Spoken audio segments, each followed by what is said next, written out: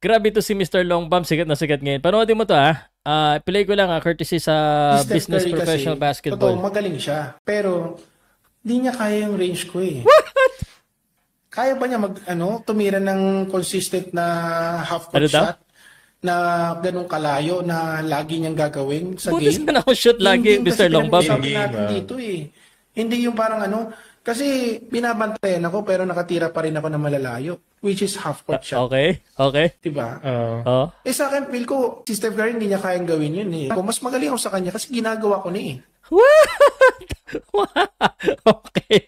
Mr. Longbam. Nako naman talaga. Pinapatawa mo ako dito sa sinasabi mo. Mr. Longbam. Daig mo pa yung mga content creator pero pag-usapan natin na sabang magaling si Mr. Longbam, pwedeng ko mas malakas siya dito sa bagay na ito. Pag-usapan natin yan. At dahil meron tayong medyo joke tayo na pag-uusapan. At naku, napakamo talaga ako.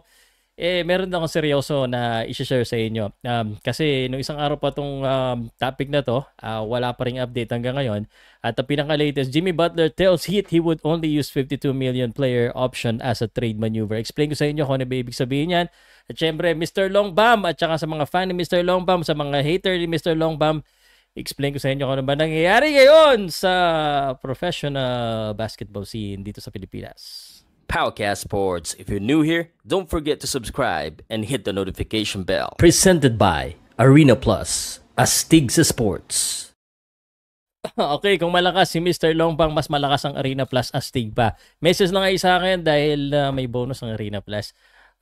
Lisensyado ng Pagcor at saka syempre pwedeng kayo makakuha ng bonus. Message kayo sa akin sa Facebook page ko. Okay? Pag-usapan na muna natin si Jimmy Butler bago yan si Mr. Longbam Umaya konti lang. Explain ko lang sa inyo ano ibig sabihin ni Jimmy Butler dito sa statement na to. Kasi nga po, di ba usap-usapan si Jimmy Butler, hanggang ngayon po hindi pa natitrade. At mukhang gustong-gusto niyang matrade. At nagkaroon po sila ng usapan na or ng face-to-face talk itong si Jimmy Butler at ang Miami Heat. At talaga namang firm na firm itong si Jimmy Butler. Sabi niya, hindi ako pipirma ng aking player option pag ako ay hindi nyo tinrade. So, ginamit niya yan na parang weapon against the Miami Heat. Kasi si Jimmy Butler po ay meron po siyang contract option worth $52 million sa 2025-2026. So, ang ibig sabihin po nito ay meron siya ang may power. It's either gagamitin niya yung player option na yan to stay under contract for another season or magiging free agent siya. So talagang wala namang problema si Jimmy Butler. Kailangan lang niyang magtiis for the remainder of the season. Kasi next season, nasa kanya mga kamay kung gusto niya pang mag-extend o hindi. Ang problema, ang Miami Heat ay maiiwan sila nang wala silang mapapakinabangan dyan kay Jimmy Butler. So, Butler, alam mo yan, nagsisignal na siya, gusto niyang matrade. So, ibig sabihin po nito, ganito kasi yan. Ang hirap naman i-trade si Jimmy Butler. Kaya naman nakakatakot din na makipag-trade yung ibang team. Lalo na kung ayaw ni Jimmy Butler dito sa team na pupuntahan niya. So, for example, trade siya sa Washington Wizards, Detroit Pistons, or sa mga teams na ayaw niya. I-trade siya. Kasi pwede. Pero, yung mga teams na yon mag-risk sila dahil ayaw sa kanila. Baka ang laro lang ni Jimmy Butler dyan, hanggang end of this season lang. Kumbaga, renta lang siya for the remainder of the season. So, sasayangin ng team na yon yung asset nila for a rent dito kay Jimmy Butler. So, ang pangit naman. Ngayon, with the player option, ibig sabihin, hindi lang at least remainder of the season, at least meron pang 1 year. So, pinakamaganda talaga ay i-trade itong si Jimmy Butler doon sa team na gusto niya. Grabe, no? He has the power actually. And at yun ang most likely would happen because yun at least may pakinabang yung team na yun. So for example, the Phoenix Suns, the Philadelphia Sixers, kung ano mga gusto niyang team, the Los Angeles Lakers, the Golden State Warriors, at least kampante rin yung team na pupuntahan niya, no? Na meron silang extra year na magagamit si Jimmy Butler. Pero nakakatakot pa rin. Kaya yun ang ginagamit ngayong panakot nito ni Jimmy Butler. Just to put it bluntly, dito sa Miami Heat, na kung hindi nyo ako ito-trade, sasayangin nyo lang ang ako at wala kayong mapapakinabangan tungkol sa akin. Di ba? So, anyway, yan po yan. So, wala pang update sa kung saan siya matitrade pero it looks like matitrade talaga siya. Anyway, speaking of basketball, balik tayo dito kay Mr. Longbomb. Si Mr. Longbomb, grabe, no? Mapa social media, mapa mainstream media, may Mr. Longbomb Steph Curry ng Pinas. Ewan ko ba, bakit? Ano ba yan? Mr. Longbomb bondat dyan. Nga sa PSR, Mr. Longbomb suspended.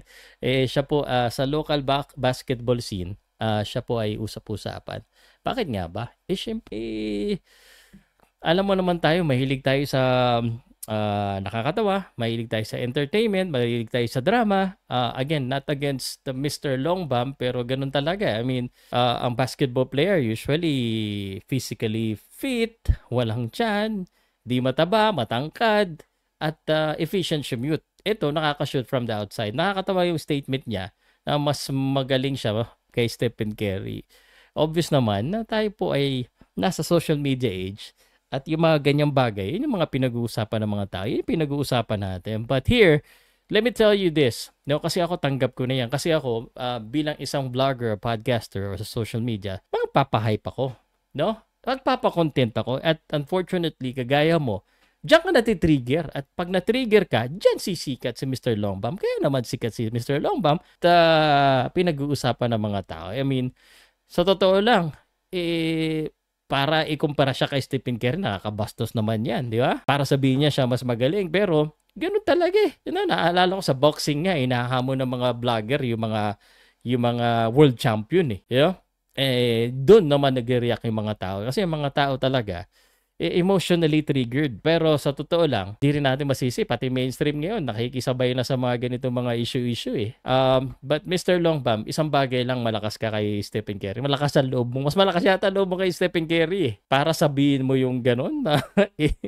Kaya hindi ginagawa ni Stephen Curry yan. Kasi it's sorry to say, it's stupid to do a half-court shot and it doesn't have any benefit. Medyo malayo na nga tayo niya. Bakit ka patitira na sobrang layo? I mean, doesn't make sense. Di ba? I mean, hopefully though, mas marami kang ma-shoot na ganyan para at least, meron kang rate na sabihin. Kaso, nakita kong field goal percentage eh. Tsaka napanood na kita sa Motivated eh. Ako yung isa sa hype man at saka commentator. We like to hype you.